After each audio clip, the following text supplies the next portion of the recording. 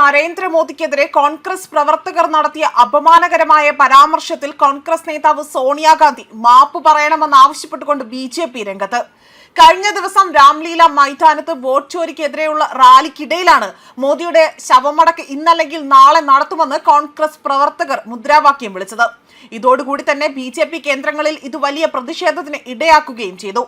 ഇതിനു മുൻപും ഇത്തരത്തിൽ മോദിക്ക് നേരെ വധഭീഷണി മുഴക്കിയ സംഭവങ്ങൾ റിപ്പോർട്ട് ചെയ്തിട്ടുണ്ട്. എന്നാൽ ഇത്തവണയാകട്ടെ SAR പരിഷ്കരണവും അതുപോലെ വോട്ട് ചോരിയും നിലനിൽക്കുമ്പോൾ തന്നെ കോൺഗ്രസിന്റെ ഈ ഒരു പ്രവൃത്തി കൂടുതൽ ശ്രദ്ധേയമാവുകയാണ്. തീവ്രവാദികളുടെ പുറകിലല്ല ഇനി മുതൽ അജ്ഞാതൻ പണിയെടുക്കേണ്ടതെന്നും പകരം മോദിയെ വധിക്കാൻ നടക്കുന്ന കോൺഗ്രസ് പ്രവർത്തകർക്ക് നേരെ അവരുടെ ഇടയിലേക്കാണ് അജ്ഞാതൻ ഇറങ്ങിച്ചെല്ലേണ്ടതെന്ന ഒരു വിലയിരുത്തലാണ് ഇപ്പോൾ പുറത്തുവരുന്നത്. ബി.ജെ.പിക്കെതിരെ പ്രതിപക്ഷത്തിന്റെ വോട്ട് മോഷണം ആരോപണം ഉന്നയിക്കുന്നതിനായി തന്നെ കഴിഞ്ഞ ദിവസം നടന്ന വോട്ട് ചോരി റാലിക്കിടയിലായിരുന്നു ജയ്പൂരിൽ വനിതാ കോൺഗ്രസ് ജില്ലാ പ്രസിഡന്റായ മഞ്ജുലത മീണയുടെ നേതൃത്വത്തിലുള്ള ഒരു സംഘം തന്നെ പ്രധാനമന്ത്രി നരേന്ദ്രമോദിക്കെതിരെ ഖബർ എന്ന ഒരു മുദ്രാവാക്യം വിളിച്ചത്.